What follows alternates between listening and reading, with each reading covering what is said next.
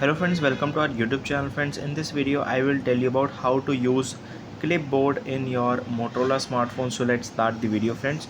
So first let's copy any of the sentence, or you can say title. So first here you can see some of the images and titles are here. So I am just copying here first.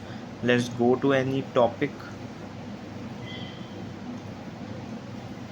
Let's just open this and you have to just long press this, and you have to just copy or select all, then you have to just simply copy that and it will be saved to your clipboard.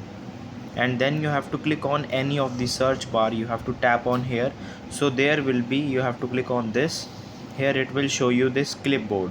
You have to just simply tap on here, it will, you have to click on turn on clipboard, it will save that as your recent title. So click on that, the saved this will be shown on this.